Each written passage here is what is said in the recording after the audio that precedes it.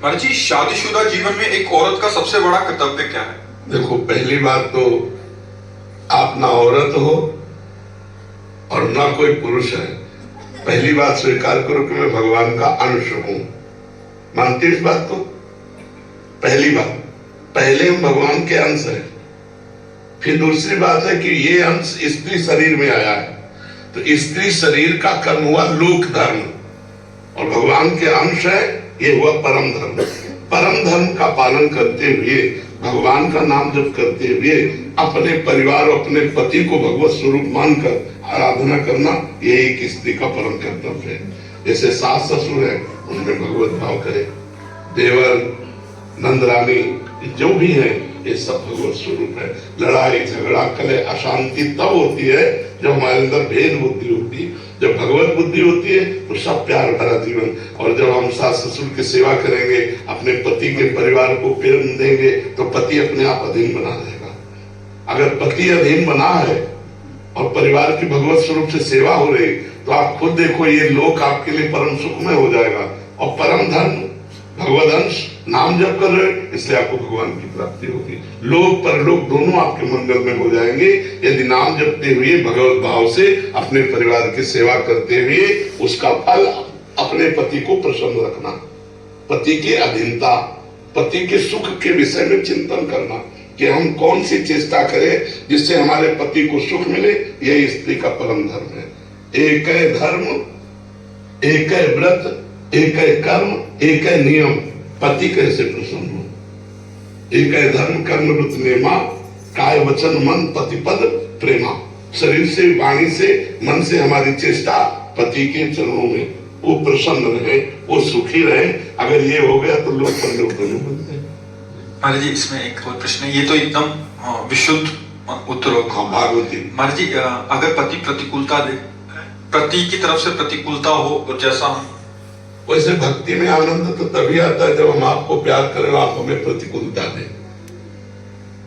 आप अनुकूल रहे तो फिर प्रेम का क्या? अगर आप प्रतिकूल हो फिर हम आपको प्यार करें तो हमारी भक्ति जोरदार की हो गई? नहीं हो गई। अगर हम ये सोचकर भक्ति करें कि ईश्वर हमारे अनुकूल ही चले, बहुत कमजोर भक्ति रहेगी।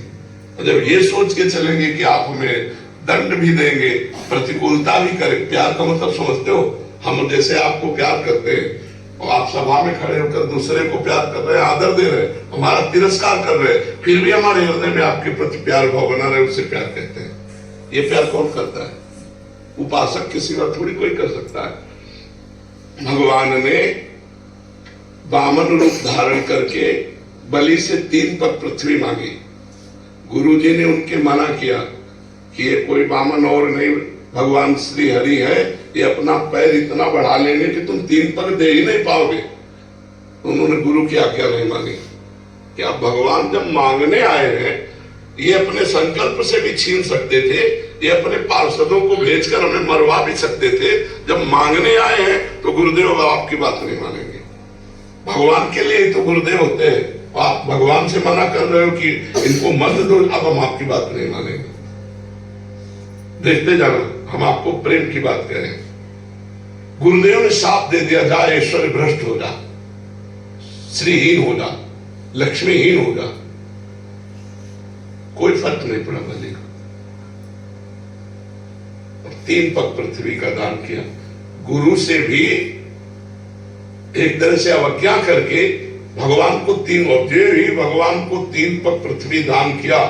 भगवान ने इतना विशाल रूप धारण किया, पहले ही कदम में ब्रह्मलोक तक, नीचे दूसरे कदम में रसातल, तलातल, पाताल, महातल, सबको 2 कदम में पूरे ब्रह्मांड को नाप लिया। अब बलि से कहा, बोल, बड़ा दानी बनता था, और आदेश किया गरुण जी से कि बांध दे इसे वरुण पास में। वरुण पास प्रतिपल मृत्यु का कष्ट देता है, बांध दिया। और बोले, बोल, अब बड़ा दानी बनता था। गुरुदेव ने मना किया तो भी नहीं माना। अब 3रा पग पूरा कहां करेगा? तो बलि जी को गुस्सा आ जानी चाहिए कि नहीं आ जानी चाहिए? पहले तो बन के आए इतने बड़े, और नाप लिया इतने बड़े बन के, और सब दे दिया, आप हमें डांट रहे हो। लेकिन ऐसा कुछ नहीं कहा, ना कटु वचन कहे, ना हल्के वचन कहे। हाथ जोड़ के कहा, प्रभु नाराज मत होइए, मैंने झूठ नहीं बोला। मैंने 3 पग पृथ्वी का दान करने को कहा, तो नाथ 2 पग में संपत्ति नाप ली, तीसरे पद में संपत्तिवान को नाप लीजिए। हमारे मस्तक पर चरण रखिए, प्रभु आप तो पर करुणामय है, आप उसी रूप में आइए, वामन रूप में, और तीसरा पद हमें नाप लीजिए। भगवान बन गए और बलि ने कहा भगवान हमारा प्रणाम स्वीकार करो। भगवान अजित कहलाए और बलि ने जीत लिया अजित भगवान को दैन्यता और प्रेम से। आज भी भगवान वामन के रूप में रसातल में द्वारपाल बने खड़े हैं। जहां बलि का निवास है द्वारपाल बने भगवान आज भी खड़े हैं। तो प्रेम तो वही है कि जब सर्वस्व कर ले और फिर हमें प्रतिकूलता मिले फिर भी हमारे भाव न बिगड़े, तब तो प्रेम है। नहीं तो फिर प्रेम का मतलब क्या रह गया? प्रेम बहुत बड़ी वस्तु है। तो पति प्रेम, पति प्रतिकूल व्यवहार कर रहा है, हर क्षण कष्ट दे रहा है, और हम उसके प्रति भगवत भाव रख रहे हैं, तो वो पतिव्रता एक दिन पति को अधीन करके सब सुखों को प्राप्त कर लेगी। जी, इसके विपरीत इसी का करने की शादीशुदा जीवन में एक पुरुष का परम कर्तव्य क्या है? अपनी अर्धांगिनी को प्राण मानना। जैसे हम प्राणों के पोषण के लिए हर बचाव रखते हैं और प्राणों के पोषण के लिए जो इच्छा हुई तत्काल उसकी पूर्ति करते हैं, ऐसे अर्धांगिनी को, अपनी पति को अपना प्राण मानना, बिना उसकी सलाह के कोई धर्म कार्य भी न करना। धर्म कार्य करना तो उससे सलाह लेकर, अगर वो थोड़ा रुक्ष स्वभाव की है, कड़वी स्वभाव की है, प्रतिकूलता देती है, तो हमें सहन कर जाना। केवल एक बात ना हो, पर पुरुष से रमण करने की लालसा न रखती हो, तो हर व्यवहार उसका हमें सहन कर लेना चाहिए और उसको भगवान के मार्ग में प्यार से दुलार से चलाना चाहिए। जैसे पत्नी के लिए कहा ऐसे पति के लिए। पति की प्राण है पत्नी। अर्धांगिनी का मतलब क्या होता है? हमारी प्राण है और उसके लिए प्राण पति है। दोनों जब ऐसे प्रियता से चलते हैं तब धर्म का निर्वाह हो जाता है और भगवत प्राप्ति के योगी बन जाते हैं। हमारे एक पति पत्नी को अपने बच्चों के प्रति क्या कर्तव्यों का मुख्य पालन करना चाहिए? हाँ, पति पत्नी को बच्चों के प्रति ऐसा कर्तव्य पालन करना चाहिए कि भगवान ने हमको ये बहुत बड़ी सेवा दी है।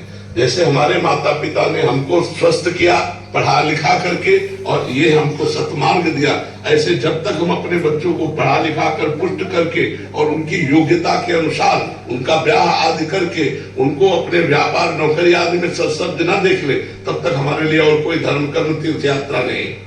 हम नाम जप करते हुए इतना रुपया कमाए, पढ़ाए लिखाए अपने बच्चों को, और जैसे हमें हमारे माता पिता ने समृद्ध बना दिया, ऐसे हम बच्चों को समृद्ध बना के फिर चाहे बैराग्य लेकर के तीर्थ याटन करे और भजन करे तो उसे कोई दोष नहीं लगता। कुमार जी, जब बच्चे समृद्ध हो जाएं, उनका अपने माता पिता के प्रति क्या? बच्चों का सबसे बड़ा कर्तव्य है कि उनके लिए और कोई भगवान नहीं है।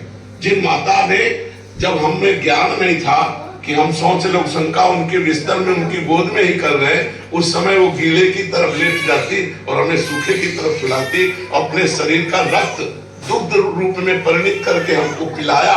ऐसी माता पिता जब वृद्धावस्था को प्राप्त हो रहे हो तो जवान पुत्र को चाहिए कि किसी मंदिर आदि के भगवान की आराधना नहीं, अपने घर में विराजमान माता पिता की भगवान की तरह आराधना करे, उनकी सेवा करे, उनकी आज्ञा में रहे, रोज उनको रुपया कमा कर धर्म पूर्वक माता पिता की सेवा करे।